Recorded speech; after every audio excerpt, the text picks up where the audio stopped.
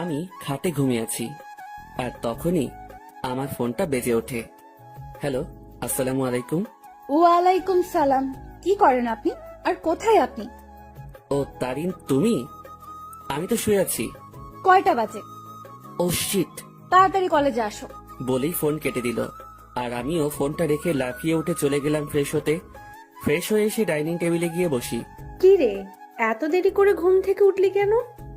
আর বলিও না, কাল রাতে ঘুম আসে নাই আমার। তাড়াতাড়ি নাস্তা দাও তো। তারপর নাস্তা করেই আম্মুকে বিদায় দিয়ে বেরিয়ে পড়ি। আর রাস্তায় দাঁড়িয়ে আছি রিক্সার জন্য। দাঁড়িয়ে নিজের পরিচয়টা দিয়ে দেই। বরাবরের মতো আমি মোহাম্মদ ওবায়দুর রহমান অন্তর, অনার্স 3য় বর্ষে পড়ি। আব্বু আম্মুর একমাত্র সন্তান আমি। আর সকালে যে কল দিয়ে আমাকে জাগিয়ে দেয় সে আমার ভালোবাসা তারিন, যার সাথে আমার 1.5 বছরের সম্পর্ক। একে তো লেট, দ্বিতীয়ত রিক্সাওয়ালা মামারাও নাই। অন্তর, আমি দেখলাম কেউ একজন আমাকে ডাক দিল। দেখলাম সে আর কেউ না, আমার ক্লাসমেট ও হারামি বান্ধবী তানিয়া। তবে শুধু ক্লাসমেট ও বান্ধবী বললে হবে না, অন্য একটা পরিচয়ও আছে, আমার বেস্টুর জিএফ। তবে বন্ধুর জিএফ মানে আমার ক্লোজ ফ্রেন্ড, বলতে গেলে বেস্টিও। কিরে এভাবে দাঁড়াই আছিস কেন? খুশির ঠেলায় আহার, এই বেচারা, ওট রিক্সায়। আমিও লাফিয়ে রিক্সায় উঠে পড়ি। তুই না উঠতে দিলেও তোরে লাথি মারি ফেলে আমি রিক্সা নিয়ে চলে যেতাম আর কি। কুত্তা। চুপ কুত্তি। আর মামা রিক্সা চালান, এদের কথা শুনে লাভ নাই। পাবনার পাগলি এতে। রিক্সা চলতেছে আপন গতিতে, আর আমরা রিক্সায় যুদ্ধ করতে ব্যস্ত। রিক্সা ঠিক আমাদের কলেজের গেটে থামে। ওই কুত্তা, ভাড়া দে। দিমু তো গতকালকে। যা, আমি দিচ্ছি, কিপটা কোথাকার। তারপর তানিয়া ভাড়া দিয়ে দেয়। আমি তো মহা খুশি, টাকা বাঁচাইছি। একটা মাত্র কারণে তোকে সহ্য করতেছি, শুধু কাজটা শেষ হোক ব্যাস। যা, তোর কাজ করবো না আমি, মুড়ি খা। তারপর তানিয়ার সাথে ক্লাসের দিকে যেতে লাগি। ক্লাসে যেতেই আমরা দেখলাম স্যার ক্লাস করাতেছে।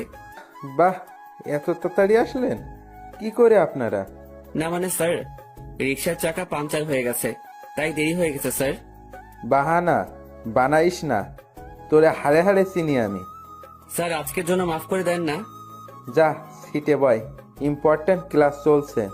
আজকে এমনেও নোট দেয়া হবে, নিয়ে নিস।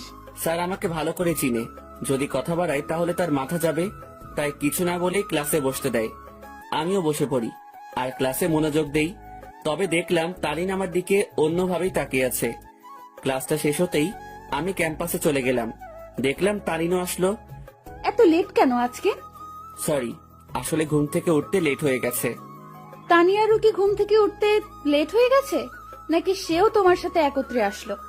আরে সেটা তো আমি জানি না, তাকে জিজ্ঞাসা করো তুমি। আর তুমি তানিয়াকে নিয়ে কথা বলতেছো কেন? সে তো আমার ফ্রেন্ড হয়। তারিন আমার পাশে এসে বসে। দেখো অন্তর, আমি সত্যিই তোমাকে ভালোবাসি, আর তোমাকে হারাতে চাই না। প্লিজ আমাকে চিট করিও না। চিন্তা করিও না, আমি তোমার ভরসা ভাঙবো না। তাহলে বলো, তানিয়ার সাথে কিসের এত কথা তোমার? সময় হলে বুঝতে পারবা। এখন চলো ক্যান্টিনে যাই। চলো। আর কি বলবো তোমাকে? তোরাই যা, আমি তো আকাশ থেকে ভেসে আসছি। না রে শালা, তুই তো উগান্ডা থেকে আসছিস। দূর বেটা। তাহলে আমি বা কেন বাদ যাব? চলো চারজনেই ক্যান্টিনে গিয়ে নাস্তা করে নেই। তারপর আমরা ক্যান্টিনে যেতে লাগি। কিন্তু তারিন তানিয়াকে দেখে কিছুটা সংকোচ বোধ করতে লাগলো, কারণ অন্তর আর তানিয়ার মধ্যে কিছু তো একটা চলতেছে, যা থেকে সে বিরত। আমরা সকলেই ক্যান্টিনে গেলাম আর তানভীরকে পাঠালাম নাস্তা আনতে। আর আমরা আড্ডা দিতে ব্যস্ত। কিন্তু তারিন বারবার অন্তরের দিকে তাকাচ্ছে।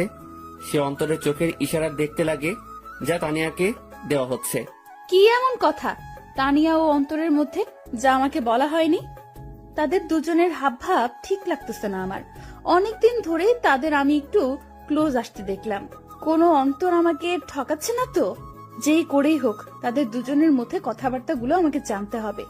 তানভীর নাস্তা নিয়ে আসে আর আমরাও মজা করে খেতে লাগি। নাস্তা খাওয়া শেষ করে আমরা ক্যাম্পাসে চলে যাই। আমি দেখলাম তারিন একটু অন্যমনস্ক হয়ে আছে। কি হয়েছে তোমার, এইভাবে অন্যমনস্ক হয়ে আছো কেন? কোনো সমস্যা? কিছুই না। আচ্ছা শোনো, চলো না একটু ঘুরে আসি। সরি, তানিয়ার সাথে একটু কাজ আছে আমার, কাল যাব। কেমন? আচ্ছা ঠিক আছে। অন্তর, আজকে আমাদের কি করার কথা ছিল? জানি, চলো। আচ্ছা এভরিবডি, ঠিক আছে, পরে কথা হবে। আমার আর অন্তরের একটা কাজ আছে। ঠিক আছে যাও। আর অন্তর সাবধান শালা। বেশি কথা বলবি তাহলে কিন্তু। আচ্ছা যা শালা মর্গা। আর তানিয়ার খেয়াল রাখবি। বাই। তারপর আমি আর তানিয়া বিদায় নিয়ে চলে গেলাম আমাদের কাছে। অন্যদিকে তানভীর, বল। অন্তর আর তানিয়ার দিকে খেয়াল করছিস তুই? কি হয়েছে তাদের? তাদের হাবভাব দেখছিস তুই? দেখলাম তো। আমার থেকে তো কোনো কিছুই মনে হলো না। তোর থেকে মনে হবে কিভাবে? তোর বেস্টু বলে কথা। এর উপর আমার পুরো বিশ্বাস আছে ও কোনোদিনও কোনো উল্টোপাল্টা কাজ করবে না। কিন্তু তানভীর, আমার না একটু তাদের হাবভাব থেকে সন্দেহ হচ্ছে। তুই নেগেটিভ ভাবে ভাবছিস বলে তোর এমনটা লাগতেছে, কিন্তু পজিটিভলি ভাব, তাহলে দেখবি সব ঠিক লাগবে। কিন্তু তারিনের মনে এখনো অন্তরের প্রতি সন্দেহ আছে, কারণ তারিনকে না বলে সে তানিয়ার সাথে খুব ক্লোজলি ভাবে কথা বলতেছে। এইদিকে আমি আর তানিয়া শপিং মলে চলে আসলাম। আসলে আমাদের কিছু কেনাকাটা করতে হবে, তাই। তো কি কি কিনবি বল? লিস্ট ফুল রেডি করেই আনছি। তাহলে শুরু করে দে। আমরা আমাদের লিস্ট অনুযায়ী শপিং করতে ব্যস্ত। প্রায় আমাদের শপিং শেষ, আর তখনই তানিয়া ডাক দেয়। কিরে, ডাকতেছিস কেন? চল জেন্টস শপে যাব, একটা টি শার্ট নিব। আমার জন্য নিবি? হ, আমাকে পাগলা কুকুর পাইছে তো। আসলে তোরে পাগলা কুকুরে পাইছে? অন্তর, এটা কিন্তু বেশি হইতেছে। ও মা গো, টুরুলা। আচ্ছা চল। তারপর গেলাম টি শার্ট কিনতে, মানে তানিয়া কিনবে আর আমি দেখবো। কি কালার পছন্দ তানভীরের? আমি আর তানভীর প্রায় সেম কালার পছন্দ করি। বুঝছি, হাইরে চয়েস রে। তারপর তানিয়া ঘুরে ঘুরে দেখতে লাগলো, আর কয়েকটা টি শার্ট নিয়ে আমার কাছে আসে। দেখ, এখান থেকে দুইটা সিলেক্ট করে দে। আমিও দুইটা টি শার্ট সিলেক্ট করে দেই, আর সেও কিনে নেই। চল, খিদা লাগছে, কিছু খাওয়াবি? চুপচাপ বাসায় গিয়ে খেয়ে নিস, এমনিও টাকা আছে কিনা জানি না। চুপ কিপটা, তোর জন্যই তো আমি শপিং মলে আসছি, আর তোর জন্যই তো শপিং করলাম। এখন কিপটামি করিস না, চল রেস্টুরেন্টে। আমি তো শপিং এ টাকা খরচ করলাম, তুই তো শুধু তানভীরের জন্য টি শার্ট নিলি। ওলে বাবারে, টাকা তোর একা যায় নাই, তোর শপিং এ আমি তানভীরের টাকাও আছে। আর এটা তো তোর জানের জন্য করতেছি আমরা। এখন কিপটামি না করে চল তো। বাবা গো, চল বুঝছি, 1 টাকাও বাসায় নিতে দিবি না। তারপর আমরা রেস্টুরেন্টে গেলাম। সেখানে গিয়ে আমরা বসে পড়লাম, আর তখনই তানভীর ফোন দেয়। হ্যালো, কে? শপিং হয়েছে মামা, নাকি আরো বাকি আছে? শপিং শেষ, শুধু লাস্ট জিনিসটা আনলেই সব কমপ্লিট। সেটা আমি আনবো তো সময় মতো, তুই চিন্তা করিস না। আচ্ছা, তারিন কি চলে গেছে? তবে মামা, তোকে আর তানিয়াকে সন্দেহের নজরে দেখতেছে, বলতেছে তোর আর তানিয়ার মধ্যে নাকি কিছু চলতেছে। হ, তাও তার জন্যই। তো কি করিস? আমি কি করবো? যা করার তোর তানিয়া করতেছে, আমারে লুটতেছে রে মামা। আজ যদি তানিয়ার সাথে ব্রেকআপ করতি, তাহলে এই দিন দেখতে হতো না আমার।